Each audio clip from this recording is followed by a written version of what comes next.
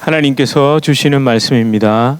하나님께서 주시는 말씀 골로새서 1장 9절에서 12절까지 말씀입니다. 우리 한 절씩 교독하시고 마지막 절 합독하시겠습니다. 이로써 우리도 듣던 날부터 너희를 위하여 기도하기를 그치지 아니하고 구하노니 너희로 하여금 모든 신령한 지혜와 총명의 하나님의 뜻을 아는 것으로 채우게 하시고 주께 합당하게 하여 범사에 기쁘시게 하고 모든 선한 일에 열매를 맺게 하시며 하나님을 아는 것에 자라게 하시고 그의 영광의 힘을 따라 모든 능력으로 능하게 하시며 기쁨으로 모든 견딤과 오래 참음에 이르게 하시고 우리로 하여금 빛 가운데에서 성도의 기업의 부분을 얻기에 합당하게 하신 아버지께 감사하게 하시기를 원하노라. 아멘. 예, 우리 앞뒤 좌우로 서로 인사하시겠습니다. 잘 오셨습니다. 반갑습니다. 잘 오셨습니다. 네, 여러분 오늘 본문은요 한 문장입니다. 사실은 엄격히는 9절에서 20절까지가 한 문장입니다. 별로 안 놀라시네요. 9절에서 20절까지가 한 문장입니다. 충격적이시죠? 정말 깁니다. 여러분 당황스러울 정도입니다. 여러분 이런 게 고대 언어의 특징입니다. 그러니까 여러분 고대 언어의 특징 중에 하나가 굉장히 이렇게 길게 연결되어 있습니다. 여러분 그 왜 한국말도 자꾸 이렇게 길게 갈 수 있잖아요. 그 물론 영어도 자꾸 접속사를 써서 길게 갈 수 있지만 글이 그냥 길게 그냥 이렇게 주저리 그리고 문법도 복잡하고 굉장히 이렇게 좀 긴 게 고대 언어의 특징 중에 하나고요. 또한 또 특징이 뭐냐면 헬라식 사고방식, 그러니까 좀 현학적이라고 할 만큼 철학적이고 사색적인 그리스 로마인들의 사고방식이 사실은 오늘 문장에도 잘 드러납니다. 놀랍지 않습니까 여러분? 9절에서 20절까지가 한 문장이라는 것. 물론 이거보다 더 긴 것도 있습니다. 근데 여러분 저도 이렇게 저렇게 여러 번역본 성경 그리고 영어 원어 성경도 좀 보면서 또 원어 연구 프로그램 그렇게 연구해 놓은 프로그램도 활용하고 또 전문적인 지식을 가진 목사님께도 좀 질문도 하면서 살펴봤습니다. 그러면 우리가 보는 이 성경의 절 구분 있잖아요. 1절, 2절, 3절, 4절 이렇게 절 구분해 놓은 것은 그러니까 그 영어 그러니까 원어의 그 쉼표 있죠. 이렇게 쉼표 딱딱 그어 놓은 거에 이렇게 맞춰서 됐다고 거의 보시면 됩니다. 그러니까 굉장히 이렇게 노력을 얼마나 이렇게 신경을 써서 잘했죠. 그리고 거기에 맞춰서 한글 번역도 사실은 참 잘 된 겁니다. 그렇다고 제가 한 절씩 끊어 설교할 수도 없고, 왜 그렇습니까? 제 수준도 문제고 시간도 문제죠. 무엇보다 연결되는 내용과 주제를 제대로 파악할 수 없습니다. 한 절씩만 뜯어서 보면.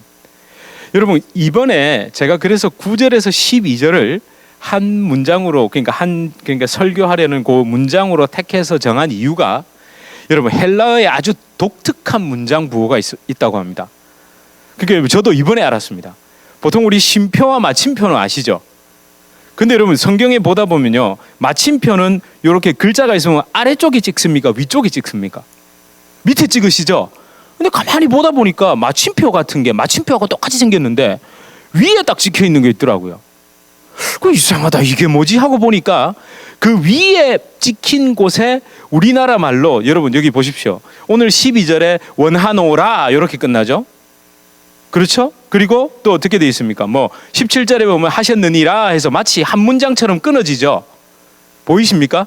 뭐뭐하고는 다 컴마로 연결되어 있고요. 뭐뭐하노라 이렇게 해서 우리나라 말로는 꼭 마치는 것처럼 영어 번역본도 거기에서 문장이 끝나는 걸로 아마 되어 있을 겁니다. 근데 헬라어는 그게 위에 점이 찍혀 있더라고요. 그래서 제가 이제 모르니까 질문해야 됩니다. 항상 모르면 질문을 해야 됩니다. 물어보니까 여러분 이게 아노텔레이아라는 문장 부호인데 이게 헬라어에만 있답니다. 그러니까 이게 이렇게 긴 문장을 쉼표로도 나눠놨지만 그 문장 부호를 사용해서 여기까지가 사실은 중간 정도 되는 크기의 한 문장이다 이 의미가 있답니다. 이게 문법 구조나 주제에 따라서 그렇게 딱 나눠놨답니다. 괜히 그냥 연구 열심히 했다는 티 좀 내려고 그런 건 아니고요. 그러니까 그렇게 여러분 신학자들이나 많은 분들이 오랜 세월 동안 성경을 정말 연구를 많이 했더라는 거죠. 참 그러면서 참 신학자분들의 그 노고, 여러분 사실은 우리 속된 말로 돈 안 되는 학문이잖아요. 여러분 신학은요 참 어쩌면 가난하고 배고픈 학문입니다. 이 공과대학이나 의과대학이나 다니는 사람들은 기업에서 막 투자를 해가지고, 그죠? 제가 보는 그 바이블웍스라는 프로그램 회사가 드디어 문을 닫았습니다. 왜 닫았겠습니까? 그걸 누가 사겠습니까? 그 비싼 프로그램을. 여러분, 목회자들 중에도 그거 너무 비싸가지고 잘 못 삽니다. 그러니까 아주 제한적인 사람들만 쓰다 보니 그거를 연구하는 사람들은 많고, 그러다 보니 결국 파산해서 문 닫았답니다. 좀 마음 아프죠? 그러나 그 가난하고 배고픔에도 불구하고 참 신학자들이 고생해서 이런 것들을 연구해 놓은 거죠. 그래서 여러분, 저희는 어떻게 하나님의 뜻을 더 잘할 수 있는 겁니다. 여러분, 자, 그래서 제가 9절에서 12절로 좀 정했습니다. 그리고 여러분, 또 한 가지가 있습니다. 9절에서 이제 서술되기 시작한 모든 내용이 어디를 향하고 있습니까? 사실은 20절입니다. 마지막 절이죠. 이 긴 문장의 마지막 절을 향해 가고 있습니다. 이게 여러분, 서양 언어의 또 특징이기도 하죠. 앞에 주어 말하고 동사로 뭐 한다 그래 놓고는, 얘기해 놓고는 뒤로 가면서 쭉 설명해서 그 마지막까지 들어보셔야 되잖아요. 그죠? 들어보셔야 되잖아요. 예. 그 마지막으로 귀결됩니다. 9에서 19절이 결국 20절로 귀결이 됩니다. 그러니까 여러분, 9에서 19절을 이해하시기 위해서는 반드시 절대로 끝까지 놓치지 말아야 될 게 몇 절이라고요? 20절입니다. 그러니까 제가 오늘 읽진 않았지만 20절을 한번 읽고 마음에 딱 새기신 다음에 들어보시겠습니다. 시작. 그의 십자가의 피로 화평을 이루사 만물 곧 땅에 있는 것들이나 하늘에 있는 것들이 그로 말미암아 자기와 화목하게 되기를 기뻐하심이라. 그렇죠. 9에서 19절은 이 20절을 향해서 쫙 이렇게 연결이, 그러니까 집중돼서 가는 겁니다. 여러분, 이 20절이 뭡니까? 당연히 십자가의 대속의 은혜입니다.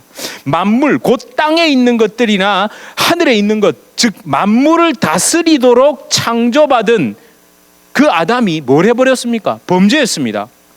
그로 말미암아 온 피조물 만물이 고통 속에 신음하고 있습니다. 그렇죠. 범죄함의 결과는 하나님과의 화평이 깨진 것을 의미합니다. 그러니까 여러분, 소극적으로는 하나님의 화평이 깨진 것으로 이야기할 수 있지만, 화평이 깨졌다는 것은 적극적으로 말하면 뭘 의미합니까? 하나님의 품을 떠났다는 겁니다. 그리고 하나님과 대적하는 존재가 되어버린 겁니다. 소극적으로는 그냥 서로 화평하는, 화평이 깨진 거지만 적극적으로는 하나님 품을 떠났다는 거고, 그리고 하나님과 결국에는 대적하는 존재가 됐죠. 그러나 십자가에서 하나님의 아들 예수님께서 대신 속죄의 제물이 되심으로 죄에 대한 하나님의 진노가 그친 겁니다. 하나님의 진노가 그친 겁니다. 여러분, 이게 전적인 하나님의 주권입니다. 자기와 화목하게 되기를 기뻐하셨습니다. 그렇죠. 예수님의 십자가의 은혜를 통해 우리와 화목하게 되기를 누가 더 기뻐하셨을까요? 하나님이 더 기뻐하신 겁니다. 여러분, 이걸 꼭 기억하셔야 됩니다. 아, 나 하나님과 화평하고 싶어. 내가 그걸 더 기뻐한 게 아니라 하나님이 그걸 더 기뻐하셨다니까요. 여러분, 그래서 우리의 구원이 흔들리지 않은 것이고, 그게 하나님의 기쁨 가운데 억지로 그래 뭐 너희랑 좀 화평해 보지, 이게 아니라 막 하나님이 더 화평하고 싶어가지고 우리랑 더 잘 지내고 싶어가지고. 여러분, 가만히 보면 그렇죠. 자녀들이 아빠랑 싸우고 말을 좀 안 듣고 나면 아이들이 엄마 아빠랑 화목하고 싶은 마음보다 누가? 사실은 부모님이 더, 왜? 내 사랑하는 아이와, 사실 그래서 보통 저도 아이들과 냉전 상태가 되면 주로 제가 먼저 농담을 탁 해가지고 이렇게 탁 걸고 이럽니다. 집사람하고도 마찬가지입니다. 그래서 사실은 여러분 잘 들으세요. 먼저 화해를 청하는 사람, 먼저 이렇게 탁 어떻게든 이렇게 좀 이 냉전 상태를 극복하려고 시도하는 그 사람이 더 사랑하는 사람입니다. 그게 좋은 겁니다. 내가 졌어 이렇게 생각하시면 안 됩니다. 하나님이 우리를 사랑하시기를 더 기뻐하시면서 결국에는 내가 요것들한테 졌네, 이런 마음 안 가신다니까요. 하나님이 더 기뻐하셔서, 너무 기뻐하셔서 그렇게 우리가 구원받은 겁니다. 따라서 20절에 십자가의 피로 이루신 화평, 십자가의 대속의 은혜를 그걸 중심에 놓지 않고 9절에서 19절을 해석하면 어떻게 될까요? 윤리, 도덕, 선행 수준에서 딱 이해하기 쉽습니다. 여러분, 항상 말씀드리지만 윤리, 도덕, 선행을 절대 저는 부정으로 보는 거 아닙니다. 한 번도 번도 좀 부정적으로 보지 않습니다. 저 윤리적으로 살려고 노력합니다. 도덕적으로 살고 싶습니다. 착한 일도 하고 싶고요. 저 그렇게 살고 싶다는 거예요. 그러나 복음은 그것과 비교할 수 없는 겁니다. 사람들이 보기에 복음, 십자가의 대속의 은혜로 사는 삶, 나는 죽고 예수 그리스도로 살아가는 저와 여러분의 삶을 얼핏 보면, 그걸 얼핏 보면 도덕, 윤리, 선행, 헌신, 봉사, 뭔가 좀 더 보다 나아짐, 뭐 이런 것에 바탕을 둔 변화나 개선, 아이고 그래서 교회 다니더만 많이 좋아졌네, 무슨 예수 믿는다 카드만 좀 나아졌다, 그 말도 못 듣는 게 더 심각한 거고, 얼핏 그냥 아이고 그래 교회 다닌다더만 좀 나아졌네, 그 사람 보통 그렇게 말한다니까요. 그래서 우리는 그게 정말 내가 예수님을 잘 믿는 걸로 생각을 합니다. 조금 나아지고 조금 개선되고 조금 변화된 것. 여러분 말을 잘 새겨 들으십시오. 그걸 제가 절대 부정적으로 나쁘다고 얘기하는 게 아니라 그게 있어야 하는데, 그걸로 여러분이 예수 그리스도를 믿어서 진정한 거듭난 삶, 그 다시 태어난 생명이라는 것을 증명하는 절대 증거로 삼지 마시라는 겁니다. 내가 그런 얘기를 들으니까 난 좀 괜찮아졌나 봐 이렇게 생각하시면, 누가 나를 이렇게 좀 교회 다니니까 열심히 한다고 칭찬하니까 내가 정말 예수를 잘 믿나 봐, 이렇게 생각하지 마시라는 거죠. 여러분, 제가 다시 십자가를 강조하는 이유가 있습니다. 아니죠. 제가 아니라 성경 말씀이 십자가의 피로 이룬 화평, 말 그대로 그게 복된 소식, 복음이라는 걸 강조하고 있으니까 제가 강조드리는 겁니다. 말씀드리는 겁니다. 여러분, 이렇게 보지 않으시면 오늘 특별히 읽었던 9절에서 12절은 기독교 윤리나 도덕에서 딱 머물고 이해하기, 그렇게 설명하기 좋은 본문입니다. 저도 진짜 힘들었거든요. 이거를 그냥 여러분 삶의 열매를 맺으며 사십시오. 여러분 모든 선한 일에 열매를 맺게 하시는 것, 그렇게 하나님을 아는 것, 그게 정말 뭐 이렇게 제가 설명하기 딱 좋았는데, 그러니까 너 하면 이렇게 이게 아닌데. 근데 여러분 다행입니다. 하나님께서 또 마음에 감동을 주셨습니다. 여러분 9절을 한번 보십시오. 9절 우리 함께 다시 읽어보겠습니다. 시작. 이로써 우리도 듣던 날부터 너희를 위하여 기도하기를 그치지 아니하고 구하노니 너희로 하여금 모든 신령한 지혜와 총명의 하나님의 뜻을 아는 것으로 채우게 하시고. 자, 그러면 여러분 이게 무슨 말입니까? 그렇죠. 바울과 디모데가 누구를 통해? 에바브라를 통해, 그러니까 요 앞에 8절까지 이야기입니다. 에바브라를 통해 어느 교회? 골로새 교회가 있다는 이야기를 들은 날부터 사도 바울과 디모데는 성령 안에서 기도했죠. 그 기도했다는 말입니다. 그렇게 바울과 디모데가 골로새 교인들을 위한 기도의 내용이 나오는 게 바로 뭡니까? 그 하반절에 너희로 하여금 뭐요? 모든 신령한 지혜와 총명의 하나님의 뜻을 아는 것으로 채우게 하시고. 자, 여러분 이게 어떻게 보이십니까? 이 부분이 요게 어떻게 읽히세요? 어떻게 이해가 되시죠? 여러분 이게 필요합니다. 네가 말해라 이러지 마시고 그러잖아요. 내가 네 설교를 들으러 왔지 내가 생각하러 왔네 이렇게 하시면 안 되고, 이게 어떻게 보이시냐고요. 만약에 제가 말씀드리지 않고 댁에서 이 말씀을 읽었다면 여러분은 어떻게 이해를 하셨을까요? 여러분 좀 고민해 보셔야 됩니다. 모든 신령한 지혜와 총명, 그러니까 이게 총기탕 이런 거 아시죠? 총명탕. 여러분 뭐 한의사분들이 그런 거 만들어서 일시생들에게 먹인다잖아요. 그렇게 이해가 되십니까? 신령한 지혜와 총명, 뭐 이렇게 이해가 되세요? 그러니까 뭔가 영적인, 그러니까 스피리추얼, 맞습니다. 신령한 스피리추얼 이렇게 되어 있습니다. 영적인 막 지혜와 탁 뭔가 똑똑함, 막 그래가지고 막 기도를 탁 하면 막 그게 채워져서 뭐를 알죠? 하나님의 뜻을 아는. 와, 저도 그랬으면 좋겠습니다. 그래서 여러분을 위해서 집사님 제가 기도하니까 집사님 자녀를 위해서 제가 기도하니까 하나님의 이러면 저도 참 좋겠는데, 여러분 그런 게 아닙니다. 여러분 저희 무당 아니잖아요. 여러분 지금 점집에 오신 거 아니잖아요. 여러분 성경에서 말하는 하나님을 아는 하나님의 뜻 그런 수준이 아니죠. 자, 그러면 여기서 하나님의 뜻이 뭘까요? 여러분 하나님의 뜻이 뭔지는 사실은 우리 다 알고 있습니다. 다 알고 있는데 너무 잘 알아가지고 이건가? 이것만 왜 그럴 때 있잖아요. 우리 다 아는데 너무 잘 알아가지고 설마 이걸까 이렇게 말 못하는 그게 하나님의 뜻입니다. 예, 맞습니다. 하나님의 뜻인데 이미 알고 있고 이미 경험했습니다. 지금도 경험하고 계시고 앞으로도 경험하실 겁니다. 여러분, 하나님의 뜻이 무엇인지 힌트를 드릴까요? 여러분, 에스겔서에 반복적으로 등장하는 그 내용이 하나 있죠. 내가 여호와인 줄 그들이 알리라. 너희가 알리라. 하나님의 뜻, 하나님이 어떤 분인지를 알다. 이거는 하나님의 뜻을 안다는 거잖아요. 근데 그게 어떻게 해서 알게 됐죠? 그렇죠. 하나님이 어떤 분이신지를 아는 것은 죄를 멸함, 속죄의 은혜를 베푸심으로 말미암아 하나님의 하나님 되심을 알게 하겠다라는 게 에스겔서 전반에, 아니 예레미야하고 예언서 전반에 나오는 게 그겁니다.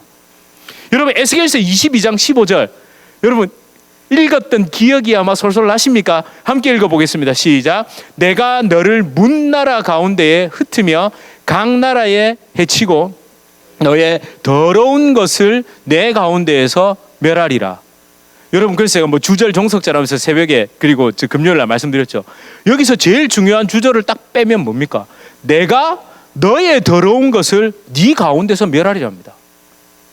하나님이 왜 그들을 예루살렘을 하나님의 그 성전, 하나님의 하나님 되심을 사실은 시각적으로 사람들에게 보이도록 드러난 것뿐이죠. 사실은 그 속은 뭡니까? 예루살렘에서 뭐가 행해지고 있습니까? 성전에서 뭐가 행해지고 있습니까?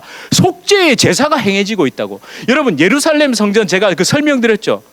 그 주변의 모든 나라들이 그 높은 예루살렘 성전에서 속죄의 제물이 탈 때 그 연기, 그게 보인다니까요. 가장 높은 지역이었기 때문에. 건물이 화려해서 예루살렘 성전이 대단하다가 아니라, 야, 저기서 연기가 뻘뻘뻘 올라오는데 저거 뭐지 하고 가봤더니 전부 자신을 각을 떠야 하지만 대신 동물을 떠서, 즉 대속의 은혜를 붙잡고 하나님 앞에 속죄의 제사를 드리는 모습을 보고 주변에 있는 모든 이방인들이, 아, 저게 진짜 신이구나, 저게 정말 진정한 여호와이시구나, 그걸 깨닫게 하시려고 예루살렘 성전을 허락해 주신 겁니다. 근데 유대는 어떻게 했죠? 금칠하고 기둥 세우고 높게 지어서, 야, 멋지지, 건물 봐라, 막 우리 성전 봤냐? 그렇게 착각해버렸기 때문입니다. 여러분, 하나님의 하나님 되심은요, 속죄의 은혜를 베푸시는 것, 그게 최고입니다. 아니, 그걸 위해서 하나님은 지금까지 일하셨던 겁니다.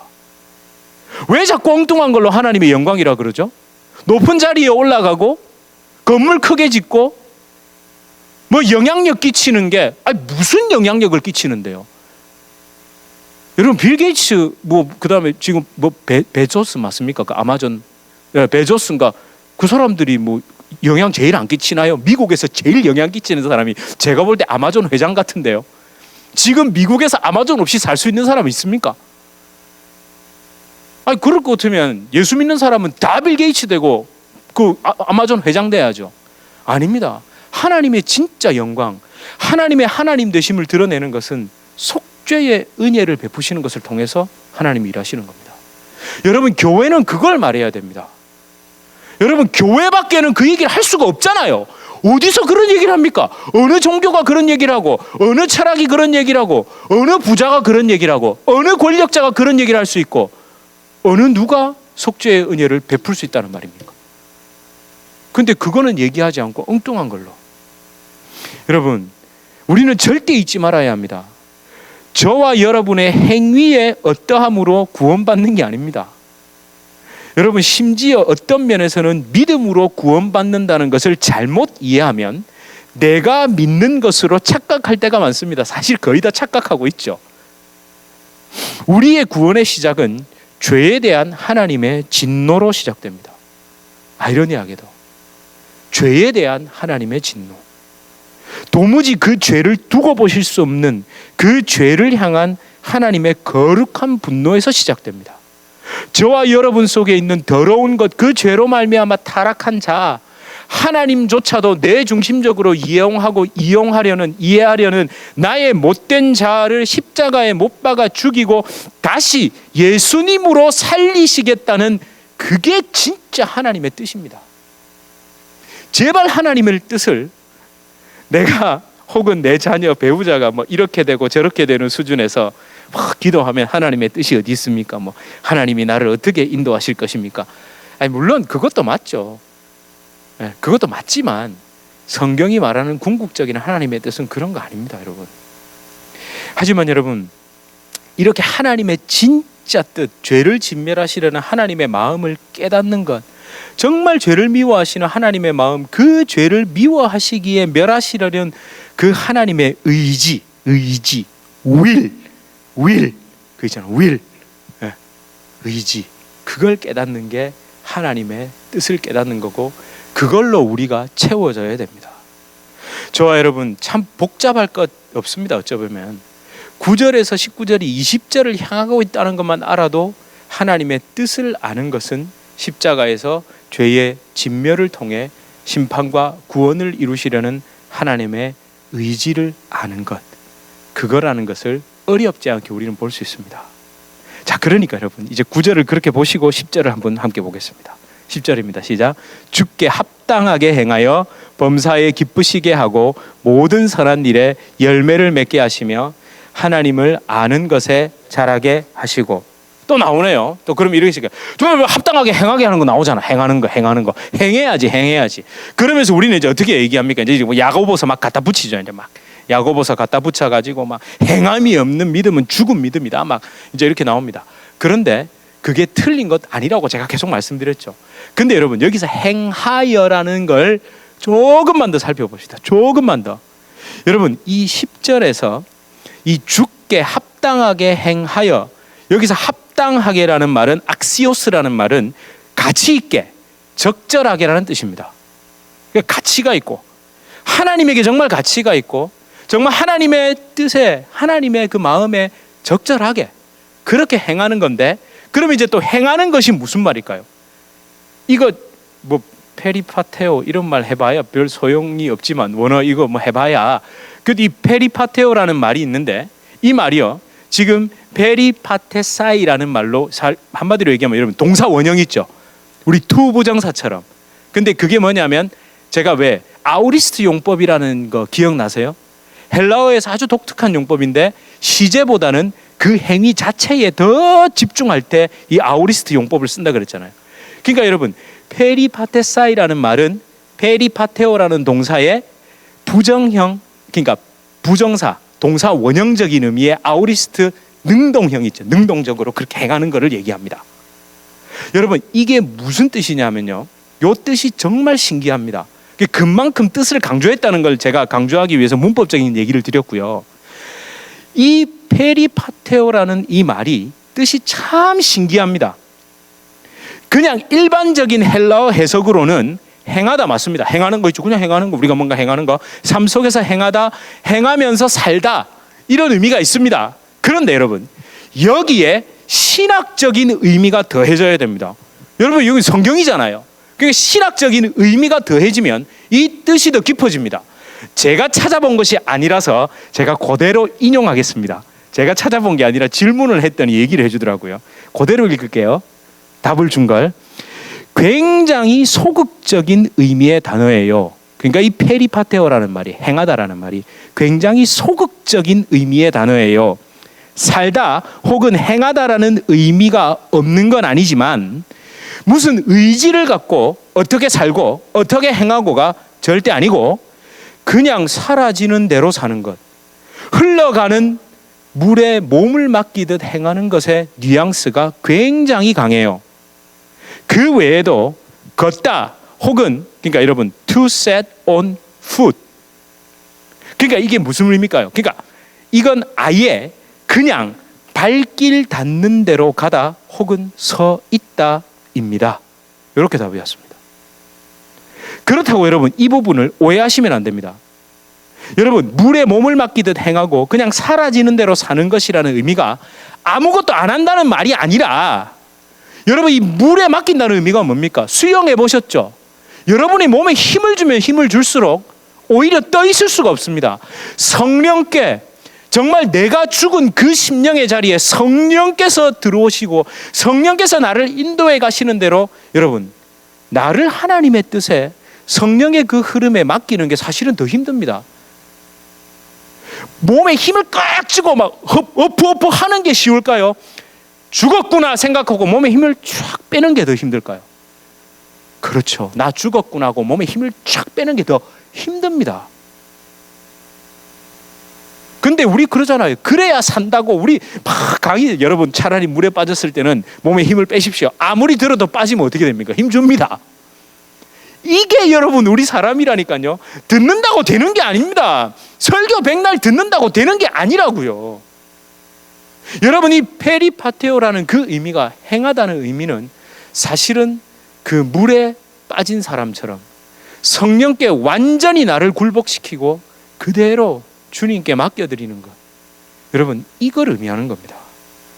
이게 여러분 그 저한테 알려주신 분도 NIDNTTE, New International Dictionary of New Testament Theology and Exegesis. 여기 발음이 잘 안 됩니다. 이거 주해라는 뜻. 이게 저는 발음이 잘 안 되더라고요.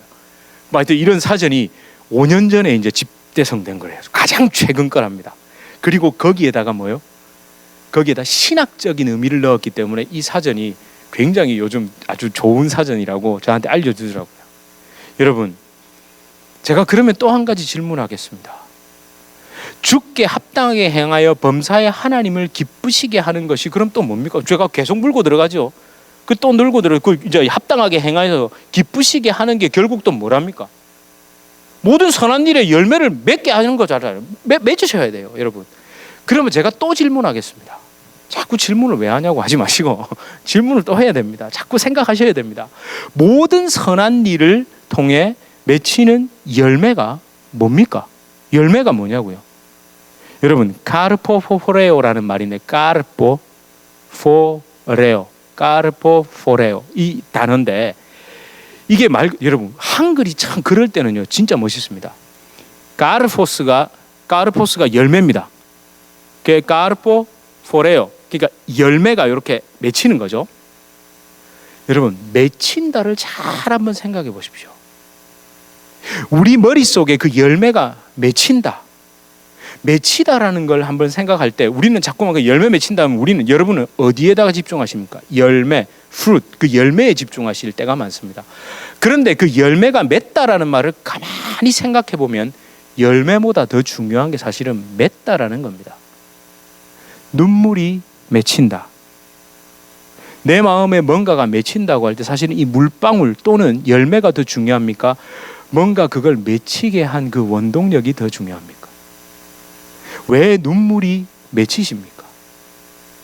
내 마음을 움직인 그게 있잖아요. 왜 손에 핏멍울이 맺힙니까? 그 원인은 어디 있죠? 뭔가 이렇게 확 이렇게 눌렸기 때문 아닙니까? 사실은 열매가 맺다라는 말은 우리도 모르게 사실은 그게 우리의 죄성입니다. 눈에 보이는 거, 열매를 더 중요하게 생각하거든요. 근데 열매가 맺다라는 동사에서는 사실은 맺다가 더 중요한 겁니다. 맺히는 겁니다. 열매는 여러분 스스로 맺을 수 없습니다. 열매가 자기가 스스로 자기가 맺은 겁니까? 열매는 나무로 인하여 맺힌 겁니다. 예, 그걸 꼭 기억하셔야 됩니다. 우리 삶에서 어떤 사람들이 보기에 칭찬할 만한, 즉 포도다, 사과다, 복숭아다 하는 것처럼, 야, 저 사람 훌륭하다, 대단하다, 와, 뭐 이렇게 좋아졌네, 야, 정말 대단한 분이네 라는 걸 사람의 눈은 그걸 보고 있지만 하나님은 맺히게 한 그 원동력을 보게 하신다는 거죠. 우리는 그거 새까맣게 잊어버리거든요. 왜? 열매에 집중하다 보니까. 그런데 결론적으로 또 이 열매는 뭐가 돼야 되겠습니까? 여러분, 예수님입니다. 예수님이 원동력이 됐기 때문에 우리 삶에서 맺히는 열매는 그냥 예수님입니다.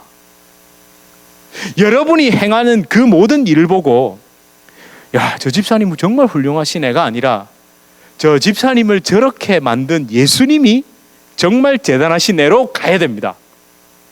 예, 그게 진짜라니까요. 저 인간은 절대 저럴 자가 아닌데 정말 예수님이 정말 좋은 분이구나. 야, 진짜 예수님이 너무 좋은 분이구나.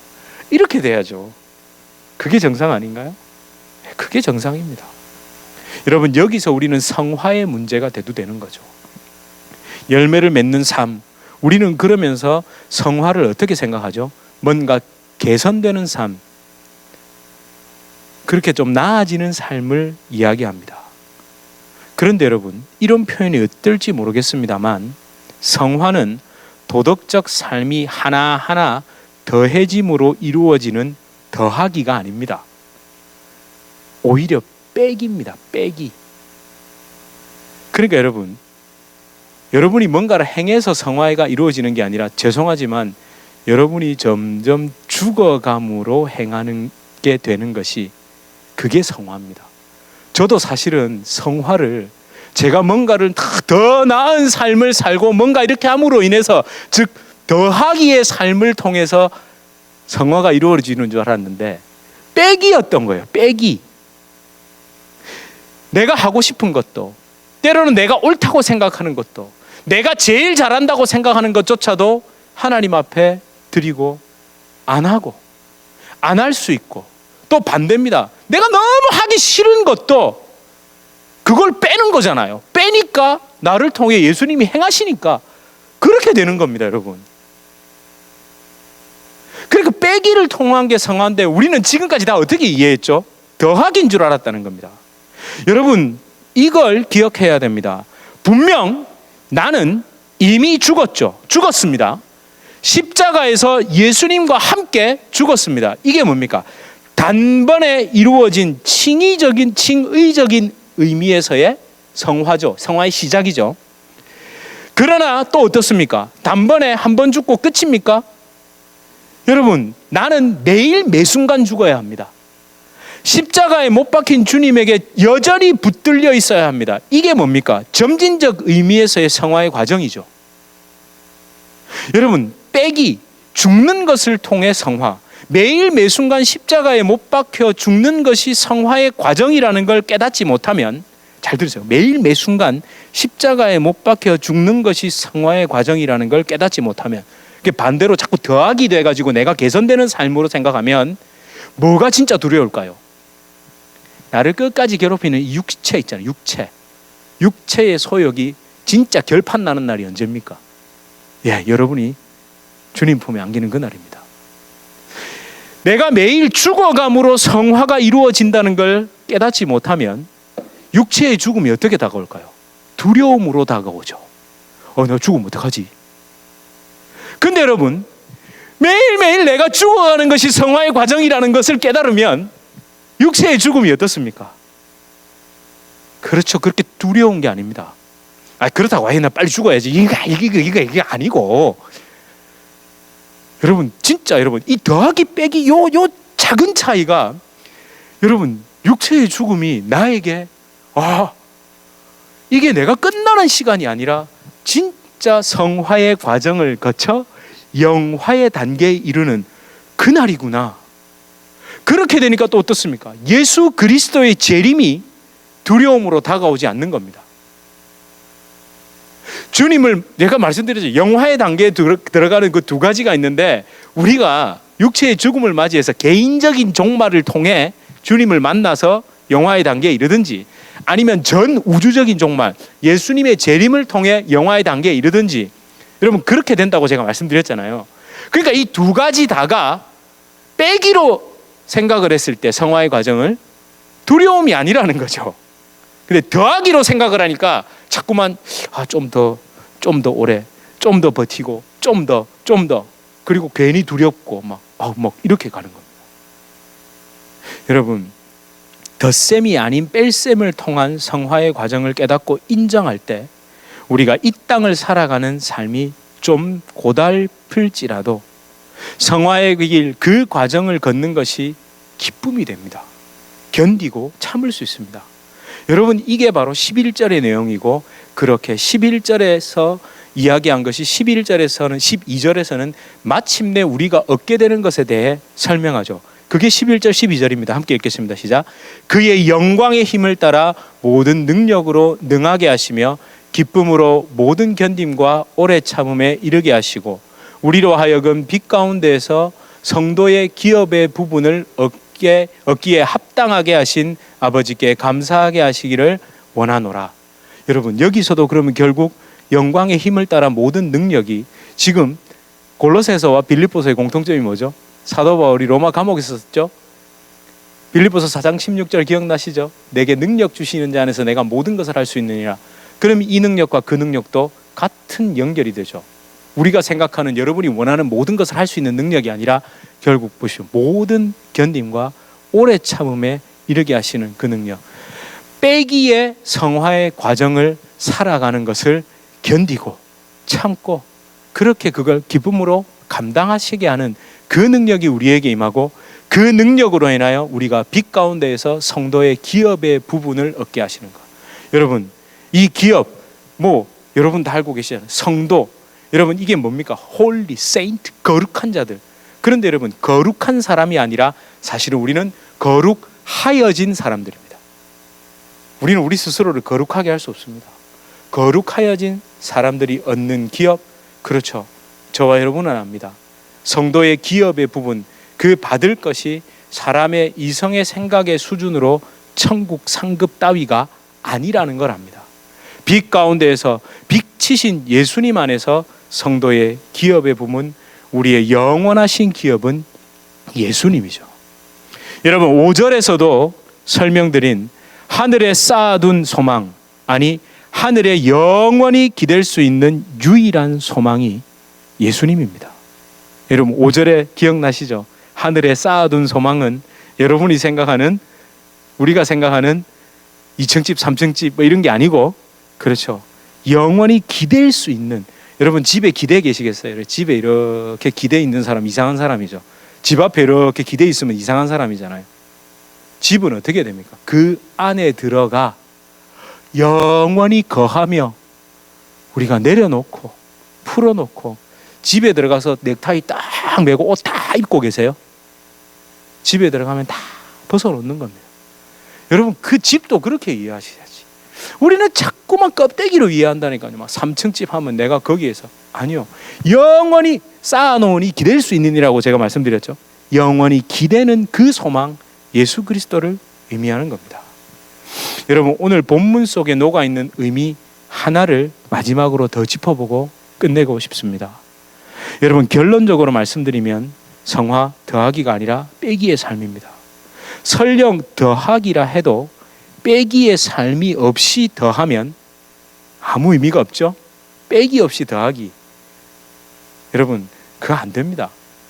빼기가 있어야 더하기도 있는 겁니다.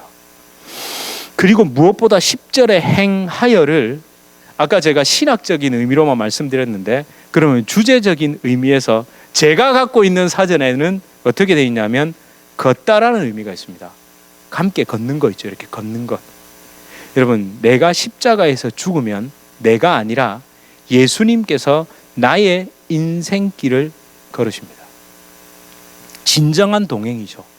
사실 함께 걷는다는 표현보다 예수님이 걸으시는 게 맞습니다. 예수님이 걸으시는 겁니다. 그런데 이렇게 말하면 우리는 또 아무것도 안 하려고 하니까 동행으로 표현하는 겁니다. 여러분, 행하려면, 함께 걸어가려면, 그렇게 거룩하여지려면 빼기를 잘 해야 됩니다. 빼기를 잘 하셔야 됩니다. 여러분, 무엇을 빼고 무엇을 내려놓을지를 하나님 앞에 기도하시는 겁니다.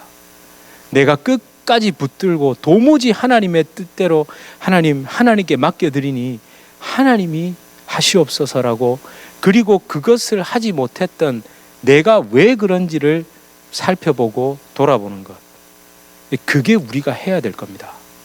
성화를 위한 빼기의 삶을 통해 가장 귀한 기업 예수 그리스도를 소유하시는 저와 여러분 되시길 축원합니다. 아멘. 여러분, 이 찬송 잘 아시죠? 나의 행하신 기억, 그렇게 주님께로 한 걸음 한 걸음 가시겠습니다. 나의 영원하신 기억, 생명보다 귀하다. 나의 갈 길 다가도록 나와 동행하소서.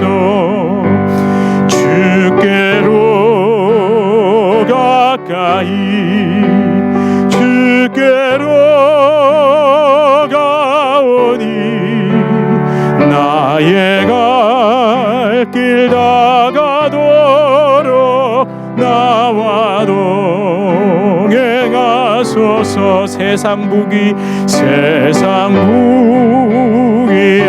아니람과 모든 명예 버리고 험한 길을 가는 동안 나와 동행하소서. 주께로 가까이, 주께로 가오니 나의 갈 길 다가도록 나와 동행하. 어두운 골짝 지나가며, 어두운 골짝 지나가며 험한 바다 건너서 천국 문에 이르도록 나와 동행하. 주께로 가까이, 주께로 가까이, 주께로 가오니 나의 갈 길 다가도록 나와 동행하소서. 주께로, 주께로 가까이, 주께로 가오니 나의 갈 길 다가도록 나와 동행하소서. 하나님을 기쁘시게 할 수 있는 것은 하나님의 하나님 되신 최고의 영광인 십자가 그 은혜를 붙들고 엎드리는 가운데 내 삶에서 자꾸만 더하려던 것을 하나하나 빼내면서, 주님, 내가 그렇게 빼기의 삶을 통해 예수님이 내 안에서 열매를 맺으시고 결국 그 예수님만이 내 삶을 통해 드러나는 것이 하나님이 가장 원하시는 것임을 오늘 다시 한번 고백하고, 다시 한번 주님, 내가 그래서 더 십자가를 죽을 것처럼 붙듭니다. 주여, 나를 통해 일하시고 내 삶에 예수님이 맺히게 하여 주시옵소서. 그 일, 그 사건, 그 현상, 그 상황에 반응하는 내 자아에 휩쓸리지 않고 먼저 십자가 앞에 다 내려놓고 못 받게 하여 주시옵소서.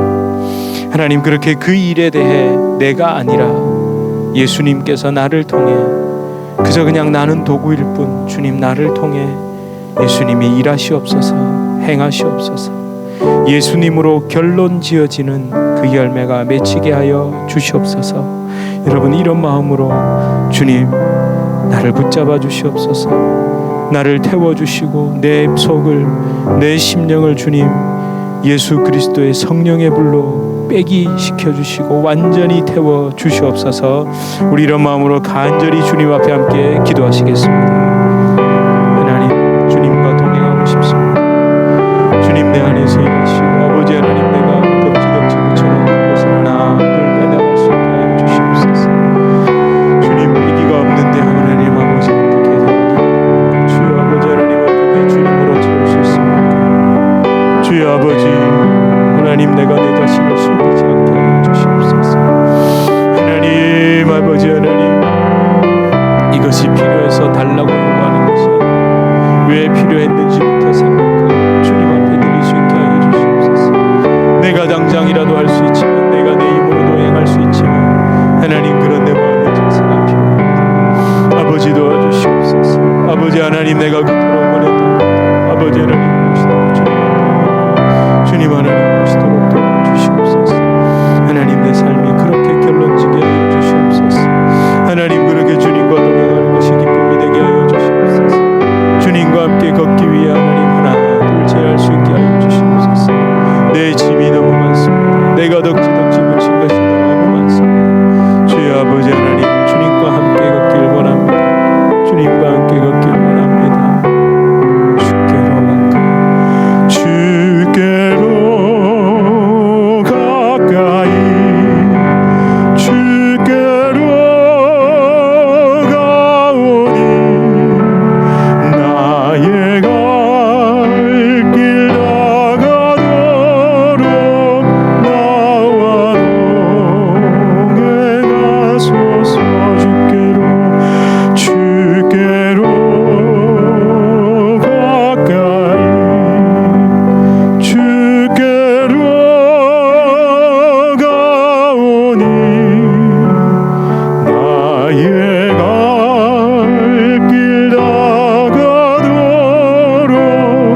나와 동행하소서. 하나님, 이것저것 지고 이것저것 덕지덕지 붙여 그렇게 내 삶의 길을 가는 것이 아니라 하나님, 하나 둘 내려놓고 빼기를 함으로 진짜 주님과 가까이 동행하길 원합니다. 하나님, 내 속에 주님이 계실 자리가 없습니다. 너무 내가 원하는 것이 많기 때문입니다. 주님, 하나님, 하나하나를 주님 앞에 아래놓게 하여 주시옵소서. 하나님 앞에 드리게 하여 주시옵소서. 하나님, 어떨 때는 내가 그냥 아무 생각 없이 내 생각에, 내 마음에 원하는 대로, 내 판단에 그냥 옳은 대로 행해버립니다. 그런데 가만히 생각해 보면 그렇게 행하고 난 다음에 섬찟할 때가 있습니다. 주여, 하나님, 작은 것도 주님께 묻게 하여 주시옵소서. 물론 그렇다고 주님은 우리한테 이렇게 하거라 저렇게 하거라 말씀하시지 않지만, 그럴 때일수록 더 깊이 주님께 내가 할 수 있는 것까지도 하나님 드릴 수 있도록, 그렇게 점점 주님과 교제가 민감해지고 더 가까워질 수 있도록 하나님 우리를 인도하여 주시고, 그렇게 주님과 소소한 것까지 대화하며 주님과 함께 이 땅의 삶을 걸어갈 수 있게 하여 주시옵소서. 주님, 빼기가 즐겁지 않으면, 하나하나 내려놓음이 즐겁지 않으면 마지막에 영원히 벗어버릴 그 시간, 그 죽음의 때, 그리고 예수 그리스도의 그 재림의 날에 하나님, 나는 그저 두려움으로 떨 수밖에 없습니다. 하나님, 지금부터 연습하게 하여 주시옵소서. 아니, 실제의 삶에서 그렇게 되게 하여 주시옵소서. 예수 그리스도 이름으로 간절히 기도드립니다. 아멘. 우리 주 예수 그리스도의 은혜와 하나님 아버지의 극진하신 사랑과 성령 하나님의 위로 교통 교제 충만케 하시는 역사, 우리를 진정한 빼기의 삶을 통해 행하게 하시고, 그렇게 예수님과 영원토록 동행하게 하시는 성령 하나님의 놀라운 역사가 우리 주님의 교회 성도님들과 주님의 교회로 불러주실 주의 귀한 자녀들 개인의 삶, 가정, 생업, 직장, 사업 하시는 모든 일 가운데 이제로부터 영원토록 함께 있을지어다. 아멘.